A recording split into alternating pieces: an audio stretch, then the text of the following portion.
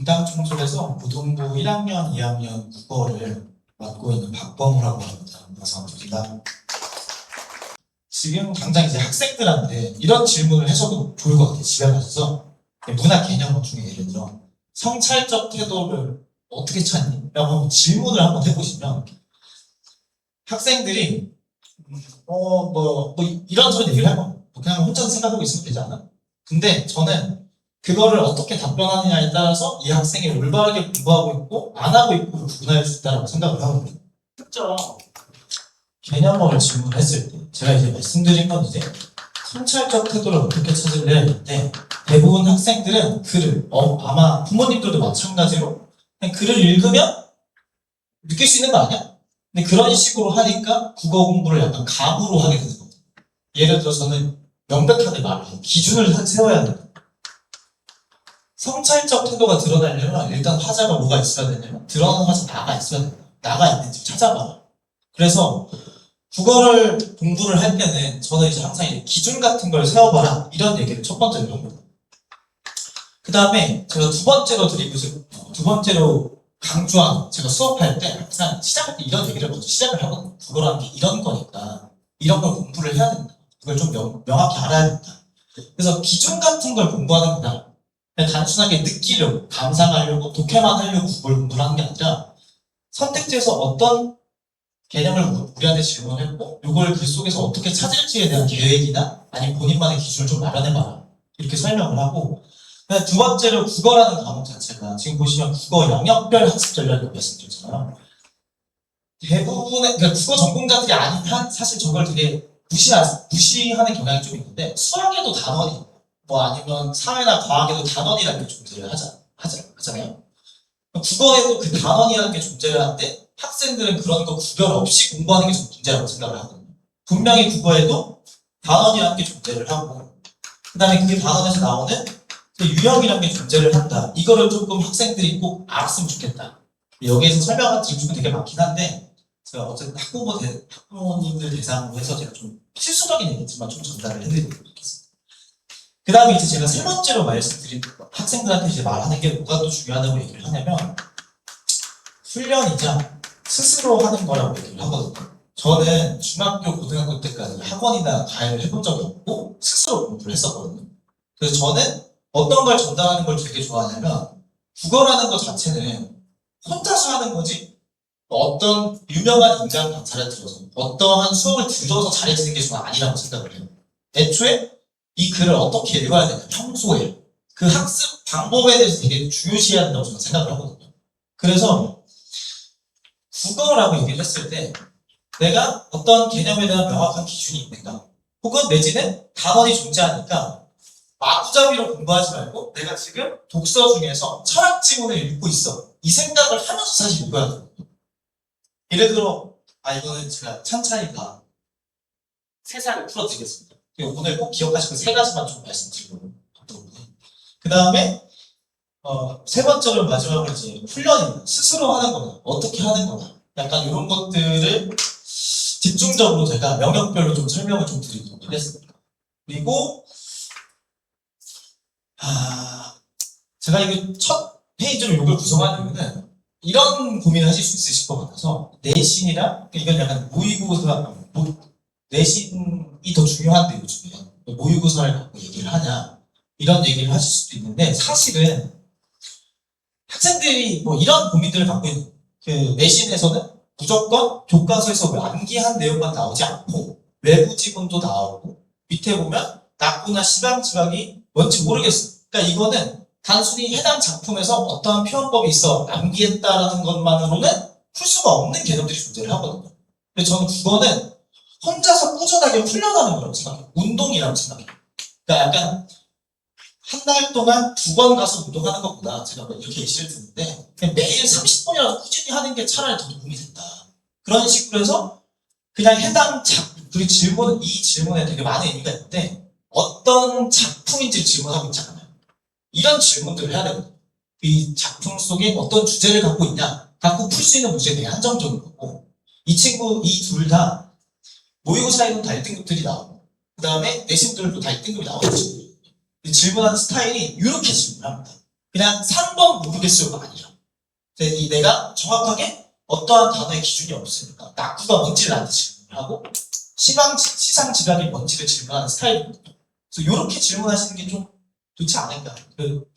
학생들도 그런 생각을 계속 하면서 공부를 하는 게 좀 좋지 않을까라는 생각을 하고, 어찌됐든 그래서 그 한끗 차이를 만드는 건 결국 외부 지문이기 때문에 평소에도 외부 지문 내지는 그걸 대비하기 위한 모의고사 공부를 꾸준히 하고 있는 게 좀 좋다라고 생각을 해서 그 모의고사를 어떻게 공부를 해야 되는지를 좀 설명을 드리도록 하겠습니다.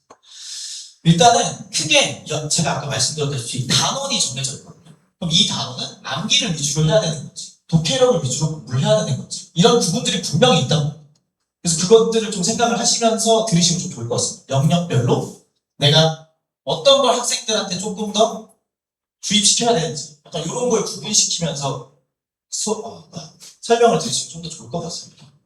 크게는 장문뿐만 아니라 원래 화법과 장문인데 이제 교과 과정이 바뀌면서 이제 화법이랑 그다음 언매를 장문이랑 독서를 묶어서 이제 교과 과정이 살짝 바뀌었거든요. 그건 살짝 무시하고 그냥 제가 장문, 문법, 독서, 문학 그다음에 이런 순서대로 설명을 좀 드리도록 하겠습니다. 여기서는 개요를 제가 여기서 설명드린 건 약간 너무 학생 대상이니까 좀 넘어가도록 하고 특정 장문 영역이거든요. 장문을 쉽게 말하면 학생들이 쓴 글인데 이걸 어떻게 수정하냐 아니면 여기는 어떠한 설명 방식이 쓰였나 이런 걸 찾는 거거든요. 그래서 되게 간단한데 저는 이 질문을 드리려고 했거든요. 1번을 보면은 구상나무의 모습을 쉽게 떠올릴 수 있도록 독자에게 친숙한 소재를 활용해야겠어라는 이 문장을 읽었을 때 학생들마다 뭐를 찾아야 되는지를 모르는 학생들이 있어요. 예를 들자면 지금도 어떤 내용을 찾을까? 이렇게 생각을 했을 때 문제 유형이 존재한다고 제가 말씀드렸잖아요. 이거는 글쓰기 계획에 대한 거니까 내용, 구상나무의 모습을 쉽게 떠올릴 수 있도록 필요가 한 부분이 아니고 이 뒤에 있는 친숙한 소재를 활용해야겠다라는 글쓰기 계획을 찾으러 가야 돼요. 근데 이런 연습조차 학생들 안 하고 그냥 구상나무의 모습 찾아볼까? 이런 식으로 하니까 문제 유형도 모르고 그냥 읽고 찾는 문제라고만 생각하는 것 같습니다. 그래서 장문에서는 문제 유형이 크게 약간 이렇게 있다라고 생각을 하시면 될 것 같아요. 자료 활용 방안 문제가 있고 글쓰기 전략이 있는데 요거는 개념이니까 암기를 하는 파트입니다. 예를 들어 친숙한 소재 아니면 비교 이런 단어들이 암기가 되어 있어요. 선택지에서 내가 찾을 게 정확하게 있는 거고 그 다음에 초보 수정 및 부학 방법은 문제 유형이 별도로 있는데 그것도 이제 두 개의 글을 비교하면서 뭐가 잘 됐나 못 됐나를 비교하는 건데 그런 식으로 해서 이 장문 파트는 저는 개념을 공부하는 쪽보다는 훈련에 조금 가깝다. 그래서 평소에 계속 이런 문제를 풀어놔야지 찾는 게 가능하다. 이 설명을 좀 드리고 싶었고 그 다음에 문법 영역은 보시면 알겠지만 문문, 단어, 문장성고 이렇게 나오는데 그냥 간단한 거예요. 이거는 훈련이 아니라 개념을 암기하고 수업을 들어야 되는 파트거든요. 그래서 저는 이제 이번에 여름방학 때도 특강 2학기를 대비하기 전에 해당 1학년 한테는 다음 학기에 나올 만한 문법 개념을 미리 조금 설명해주는 수업을 제가 일부러 깐 거거든요. 왜냐면 요거는 수업을 통해서 암기하는 게 좀 더 편하고 독해력 갖고 되지 않는 부분이니까 어감과 의미, 어근과 접사가 무엇인지를 알아야 기준을 알아야지 내가 이제 예시를 분석해 볼 수 있는 거니까 이런 것들은 개념이나 암기를 했는지를 좀 학생들한테 조금 자주 물어봐주면 좀 좋을 것 같다. 이렇게 생각을 하시면 좋을 것 같습니다. 그 다음에 독서인데 제가 진짜 하고 싶은 얘기가 되게 많은데 이거는 그냥 이것만 좀 보시면 될 것 같습니다. 이거는 제가 그냥 보자면 여기 보시면 그냥 그대로 있거든요. 이런 지문을 읽고 이런 문제를 좀 파악하는 문제인데 이건 뭐냐 그냥 피처학자가 조건을 명확하게 추가하는 의사 표시는 승낙으로 인정되지 않는다.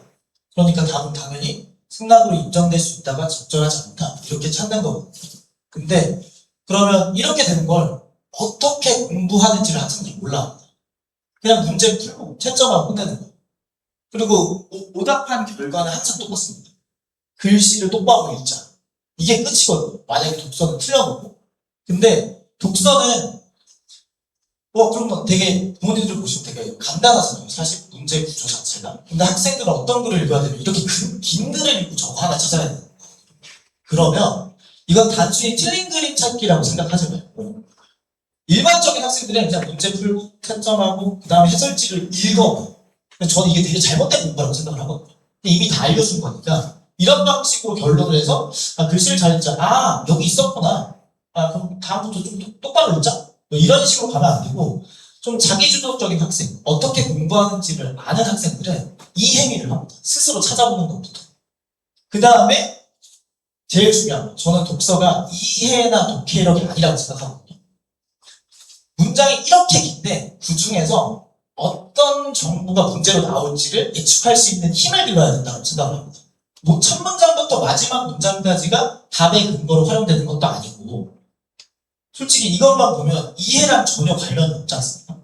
그러니까 저는 더 중요한 건 뭐냐면 왜 하필 그 정보를 기억해야 되는가를 공부시키는 거라고 생각을 하거든요. 그래서 어떤 정보를 중심으로 파악할까를 좀 생각하는 학생을 만들어내는 게 제 그것이고 근데 이거가 같이 그래서 제가 이제 이 독서를 막 설명을 한다면 이런 식으로 설명을 하는 거예요. 이걸 읽어주는 게 아니라 이 해당 제재는 독서의 제재에는 인문, 사회, 과학, 기술, 예술 이런 게 있는데 인문에서 우리한테 주고자 하는 정보랑 과학에서 우리한테 주고자 하는 정보는 분명히 정보의 유형이 다를 거거든요. 여기서 단순하게 개념만 나오고 사상가들을 비교하는 정보만 나오고 과학에서는 비교하는 정보는 존재하지 않습니다. 그래서 각 제재별로 중요한 정보가 존재를 하고 그리고 내가 해당 제재가 뭐니까 이런 걸 기억해야 된다. 이런 식으로 학생들이 공부하기를 시켰으면 좋겠습니다. 그래서 저는 어떻게 끝내야 되냐면 이 문장이 근거라는 거 알아. 그럼 앞으로는 어떤 문장을 기억할 거야. 이렇게 스스로 계속 질문을 해야 됩니다. 이런 문장이 왜 내가 기억했어야 되는 문장인 건지. 그럼 저는 이렇게 답변을 하는 거예요. 법지문에는 항상 뭐가 나오냐면 원칙하고 예외라는 조건이 나옵니다. 특정 조건 하에서는 무엇이 바뀐다. 그걸 설명하기 위한 게 법지문이다. 그래서 이게 그러니까 법지문이 제재가 뭔지 알고 유형이 뭔지 아니까 단원이 뭔지 알고 법지문이니까 난 조건과 원칙 아니면 예외 이런 것들을 한번 찾아볼까? 라는 식으로 결론을 내야지 새로운 문제, 새로운 지문, 새로운 내용이 나오더라도 이 지문을 읽으면서 이게 원칙이니까 이거는 내가 외우고 가야겠다. 이런 학습이 가능한 거거든요. 그래서 독서는 약간 그냥 채점하고 끝내면 실력 확인해서 끝나는 거고 스스로 찾아보고 그 정보를 기억해야 되는 이유까지 설정하는 쪽으로 좀 공부를 좀 해봐라. 이렇게 좀 말씀을 좀 해주셨으면 좋겠습니다. 그 다음에 문학 영역은 산문과 음문으로 좀 나뉘는데 왜 나누냐면 문학 공부, 너 문학 잘해? 이런 게 되게 잘못된 질문이거든요. 문학에서도 음문과 산문에서는 출제 유형이 분명히 다릅니다. 이런 식으로 제가 설명을 되게 안 좋아하는데 줄거리를 찾아라. 인물 관계를 기억해라. 근데 출제되는 문제는 그런 건 없습니다. 인물의 관계를 묻는 선택지도 없고 줄거리를 묻는 선택지도 없습니다. 문제 유형을 보면 안 돼.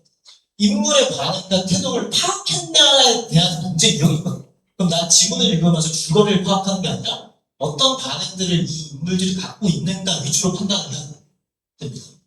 그래서 산문 영역도 마찬가지로 문제 유형이 무엇이 있으니 나 이런 정보를 읽어가면서 외워놔야지. 그리고 문제로 가서 그 기억된 걸 바탕으로 문제를 푼다 라고 생각을 하시면 좀 좋을 것 같습니다. 그 다음에 마찬가지로 어떤 문제 유형이냐 발화의 의도를 묻는 문제가 있고 그리고 서술상 특징을 물어보는 문제가 있어요. 그러면 마찬가지로 이런 문제 유형이 있으니까 인물의 반응과 태도를 물어보고 발화 의도 물어보고 서술상 특징을 물어보는 게 있으니까 해당 지문을 읽을 때, 산문을 읽을 때 이 세 가지를 좀 중점적으로 찾자라는 결론이 나와야 되는 거예요. 그래서 지금 설명하는 거 들으시면 알겠지만 사실 되게 영역이 되게 다채롭고 독서에서도 집중해야 하는 게 좀 다르고 그러니까 방금 이 문제를 읽으면서 생각해야 되는 이 지문을 읽으면서 생각해야 되는 게 좀 다르고 산문을 읽을 때도 좀 다른 생각을 해야 돼요. 왜냐면 그게 왜 그러냐면 문제 유형이 달라서 그렇습니다. 그래서 내가 학생들한테 계속 말씀드리지만 내가 지금 문학 중에서 소설을 공부하고 있는지 시를 문제를 풀고 있는지 독서를 공부하고 있는지 독서 중에서 철학을 공부하고 있는 건지에 대한 인지를 가진 상태에서 좀 공부를 도와주셨으면 좋겠다 이렇게 생각을 합니다. 그리고 이제 문분에서도 이제 문제 유형이 다르죠. 표현 기법을 물어보고 시어의 의미를 물어보고 주제를 파악하는 게 있는데 그 표현 기법 같은 경우에는 아까 말씀드렸지만 뭐 성찰적 태도 아니면 뭐 이미지, 청각적 이미지, 상징, 반복 아니면 희망 아니면 의지 이런 태도들을 내가 명확한 기준이 있는지를 물어보는 겁니다. 그리고 학생들이 이제 자주 주변하는 게 약간 이런 겁니다. 저는 문학에는 문학 개념이라는 게 존재한다고 생각을 하고 문학이 학생들한테 뭘 가르친다고 생각을 하냐면 사회성을 가르친다고 생각을 하거든요. 예를 들자면 문학 작품 내에는 다양한 상황이 나와요. 그에 따라서 어떤 정서가 나와야 되는데 이거는 제가 T이기도 하고 약간 이과여서 그렇기도 한데 문과에서는 그런 걸 잘 느끼더라고요. 그런 정서 같은 거나 태도 같은 거. 근데 저는 그게 정확한 기준이 없는 한 공부가 제대로 된 거라고 생각도 하지 않고 어떤 걸 가르치는 거냐면 뭐 장례식장에 가면 사람들이 울까 웃을까 하면 이런 질문 그거에 대한 답변을 학생들 이런 답변을 하는 친구들이 있어요. 선생님 웃을 수도 있지 않아요? 그럼 저는 좀 사회성이 좀 떨어지는 거다. 그래서 그거를 구원해주는 게 문학이니까 문학에서 자꾸 정서를 명확하게 느끼려고 하지 말고 배운다라고 생각해요. 암기해라. 네가 지금 장례식장이면 운다라고 생각을 해요. 그래서 정서나 태도나 이런 것도 명확한 기준이라는 게 존재하는 거다. 그렇게 조금 학생들한테 조금 기준이 있냐 이렇게 계속 물어봐 주시면 좀 좋을 것 같습니다.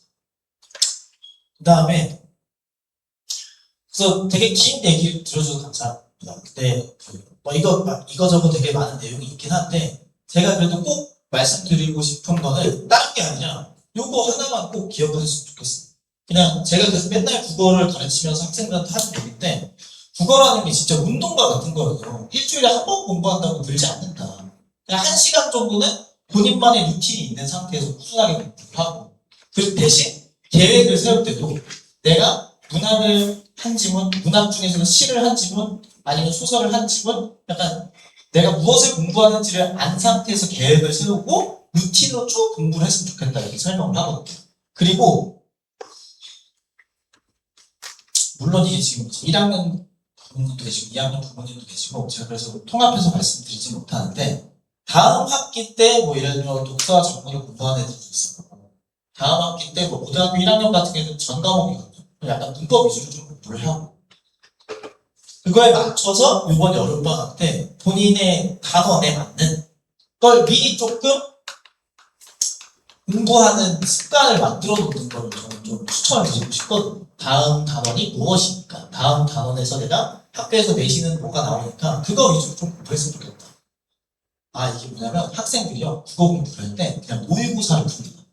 모의고사는 방금과 같이 다양한 문제 유형들 45개의 다양한 문제 유형들이 있거든요.